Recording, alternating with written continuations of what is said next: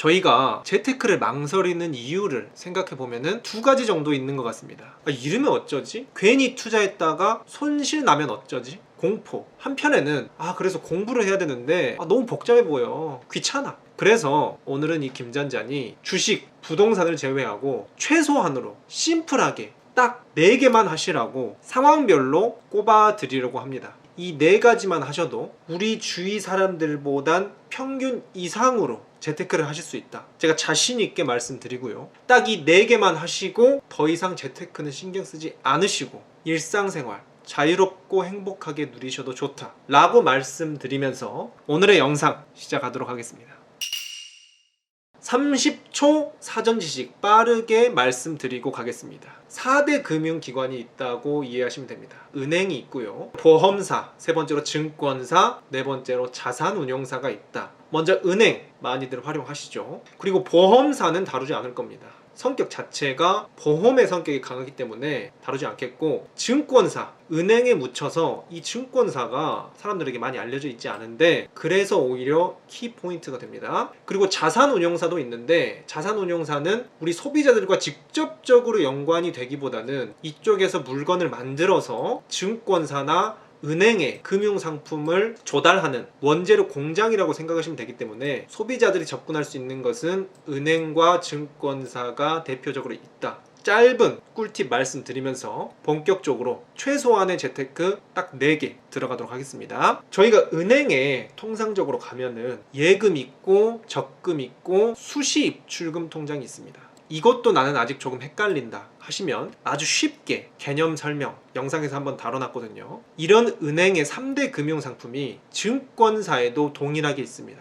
예금, 적금, 수시 입출금 통장이 있다. 대부분 사람들은 은행에 가서 예적금 많이 드시죠. 그래서 증권사가 뿔이 났습니다. 우리도 좋은데 왜 우리에겐 안 오지? 라는 마음에 이자를 더 많이 주는 겁니다. 그래서 은행보다 대부분 증권사가 이자율이 높습니다. 첫 번째로 증권사용 예금은 발행어음이라는 것이 있습니다. 이것이 오늘의 첫 번째 재테크 상품이고요. 이 상품은 은행보다 이자도 높고 복잡한 우대 조건도 없고 금액 한도도 없고, 무엇보다 은행 예금 같은 경우는 불가피하게 중도 해지를 하면은 거의 이자를 안 주다시피 굉장히 박하게 구는데, 이 증권사 발행어음 같은 경우는 중도 해지를 하더라도 50%까지는 이율을 쳐주는 여러모로 메리트 있는 상품이 바로 발행어음이거든요. 제가 따로 영상에서 아주 디테일하게 장점들을 설명해 드렸고 많은 분들이 혜택을 보시고 있습니다. 적금 같은 경우는 증권사에도 적금이 있긴 하지만 저는 굳이 적금은 은행을 사용해도 괜찮다라고 말씀을 드리고 싶습니다.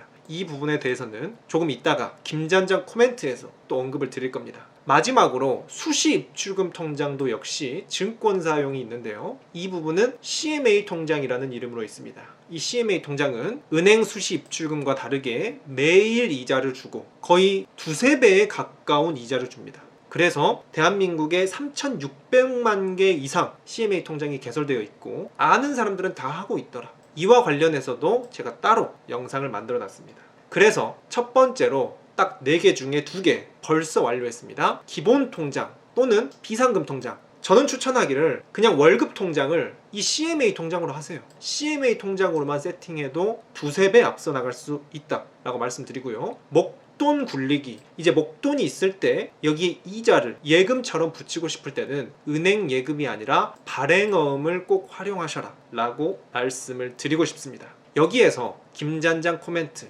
실전 짬에서 나오는 코멘트, 예적금 특판이라는 게 있습니다. 은행이나 저축은행들에서 특판이라고 해서 이자율을 높게 주겠다. 그런데 이 특판들도 따지고 보면은 기간이 제약이 있고요. 최근에 보니까 이자율이 10% 준다고 하는데 최대 금액이 10만원. 10만원 10% 하면은 만원밖에 안 되잖아요. 약간 장난질이 들어가는 그런 느낌도 있고요. 우대 조건이라고 해서 월급 통장을 충족해야 조건이 막 까다롭습니다. 그런데 이런 특판이 좋아 보인다고 은행 조건에 내 상황을 맞춘다? 전 이건 아니라고 보거든요. 은행 조건에 나를 맞추는 게 아니라 지금 나의 조건을 우선시해야죠. 그렇기 때문에 예적금 특판은 내가 하고자 하는 상황에 부합한다면 그거는 괜찮죠. 하지만 대부분 상황들이, 조건들이 안 맞을 겁니다. 그렇기 때문에 시원하게 깔끔하게 발행어음을 하시면 웬만한 특판들은 이 발행어음이 씹어먹습니다. 특히 그리고 발행어음은 이런 복잡한 제약들이 전혀 없어요.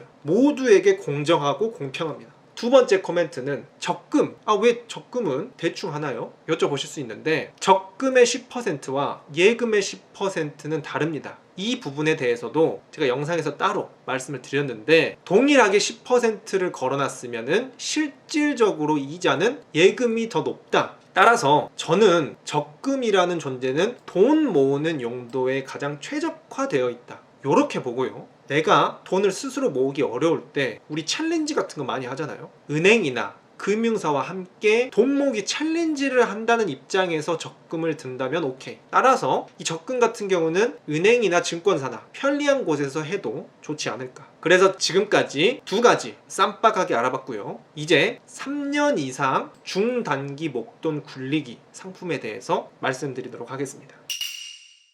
3년 이상 목돈을 굴리고 싶다? 무조건 이 선택지를 가져가셔야 됩니다. 대한민국 공식 절세 계좌로 대한민국 정부에서 만든 계좌가 있습니다. ISA 계좌라고 있고요. 이거는 서민분들 목돈 만들 때 쓰라고 정부에서 세금을 면제해 준다고 공식적으로 만들어 놓은 겁니다. 저희가 은행이나 증권사나 예적금, 수시입출금, 발행업, CMA 통장 모두 소득 있는 곳에 세금이 있다. 15.4% 세금이 부과가 됩니다. 그런데 우리 서민분들을 위해서 이 세금을 안 걷는 특수한 통장을 만들어 놨습니다. 그래서 이 특수한 통장을 모르고 그냥 일반 계좌로만 재테크를 했다면은 이것까지 세금을 떼가냐 굉장히 속상한 마음 있으실 텐데 ISA 계좌로 활용하신 분들은 세금 왜 냄? 아는 사람만 혜택을 누린다. 그리고 이런 정보들은 김잔잔이 여러분들께 시적절하게 제공해드린다. 지금 좋아요와 구독 한 번씩 눌러주시고 양질의 정보들 팔로우 하셔야겠죠. 그래서 3년 이상 중단기 목돈은 절세 계좌인 ISA 계좌를 꼭 활용하셔라 라고 말씀드리고 싶고요. 이 계좌에 대해서도 제가 영상으로 따로 다뤄놨습니다. 여기에 대한 코멘트도 들어갑니다. ISA 계좌는 신탁형으로 만들면 은행 예금도 가능합니다. 세금 없이 은행 예금을 굴릴 수 있다 라고 말씀드릴 수 있는데요. 김잔자는 개인적으로 신탁형 비추합니다. 왜냐? 첫 번째로 신탁형은 신탁 수수료가 부과가 됩니다. 괜히 금융기관에 수수료를 줘야 돼요. 그리고 두 번째로 3년 정도 되면은 은행 예금이 아니라 안정적인 ETF 들어보신 분들도 계시고 안 들어보신 분들도 계실 것 같은데 이 ETF 상품이 전 세계적으로 대세 오브 대세 표준이죠. 이 ETF를 하려면은 신탁형은 별로 좋지 않습니다. 중개형으로 하셔라. 신탁형, 일임형, 중개형 중에서 딴 거 다 잊어버리시고 ISA 계좌는 중개형이다. 이렇게 기억하시면 됩니다. 중개형에서는 자유롭게 많은 상품들을 선택할 수가 있고요. 수수료도 나가지 않습니다. 그리고 비교적 2021년 최근에 만들어져 가지고 이게 지금까지 가장 인기 있는 ISA 계좌로 앞으로는 신탁형이나 일임형이 역사 속으로 사라지지 않을까. 그래서 ISA 계좌는 중개형으로 굴리셔라 라고 말씀드리고 싶고, 마지막으로 네 번째 퍼즐, 노후 준비는 어떻게 하는 것이 좋을까 까지 말씀드리면서 오늘 영상도 마치고자 합니다. 노후 준비는 어떻게 할까요? 보험, 신탁 이런 것들이 있는데 이런 거 다 필요 없습니다. 아주 깔끔하고 명확하게 노후 준비는 그냥 연금저축펀드, IRP 이 쌍두마차만 믿고 그냥 이것만 딱 하면은 노후 준비는 전혀 나머지는 생각하지 않으셔도 좋다라고 확고하게 말씀드리고 싶은데요. 여기에 국민연금은 알아서 들어가는 거고, 퇴직금도 알아서 직장에서 돌아가는 건데 그 퇴직금 DB, DC용 관련해서도 제가 다뤄드렸습니다. 그리고 이제 개인이 할 수 있는 것은 연금저축펀드와 IRP. 이 연금저축펀드나 IRP 같은 경우는 기본 개념부터 어떤 세금 혜택, 어떤 메리트가 있는지, 그리고 이게 돈이 묶여서 MZ세대들은 하지 마라 이런 분들이 있는데 이런 걱정거리들에 대한 해소 이런 것도 다뤄놨고요. 마지막으로 어떤 상품을 투자해야 되는지, 이 김잔잔만의 확신 있고 시원한 딱 한 개 뽑아보는 이런 컨텐츠도 제가 많이 다뤄드려서 굉장히 많은 호응을 얻었습니다.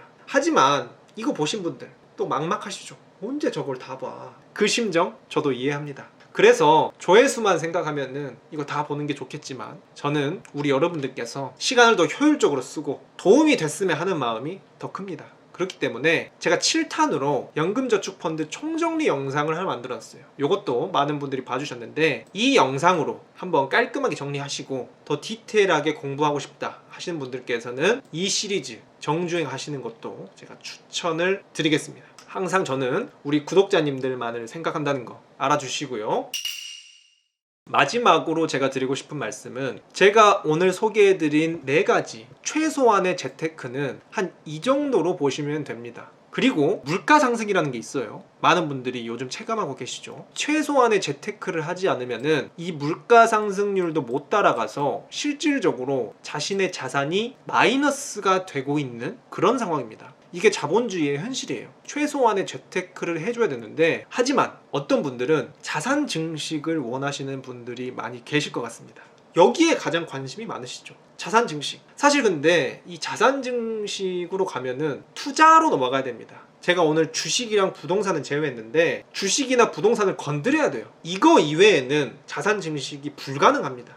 이 투자 역시 여러분들께서 이 공포, 불안, 그리고 귀찮음 이런 거 많이 있으시잖아요. 그래서 이 부분도 역시 제가 두 발 뻗고 잘 수 있는 투자 딱 2가지만 구체적으로 말씀을 드리고자 합니다. 딱 이 2가지만 하시고 일상생활 그냥 사세요. 제가 6년 동안 쉬는 기간 없이 꾸준하게 주식 투자를 해오고 100년 이상 주식짬이 있습니다. 이게 뭔 말이냐? 주식과 경제 관련된 책은 수십 권 이상 지금까지 읽었어요. 저는 어떤 분야든 궁금한 게 있으면은 이 독서량으로 승부를 보거든요. 제 실전 경험과 더불어서 수많은 투자 대가들의 투자 철학들을 보고 결론 지은 두 발 뻗고 잘 수 있는 투자, 이와 관련해서는 바로 다음 영상에서 다뤄드리고자 합니다. 지금 구독과 알림 설정 눌러주셔야 가장 빠르게 그리고 누락되지 않고 받아보실 수 있고요. 이런 부분들 주위에 모르시는 분들 많이 계실 거예요. 다 같이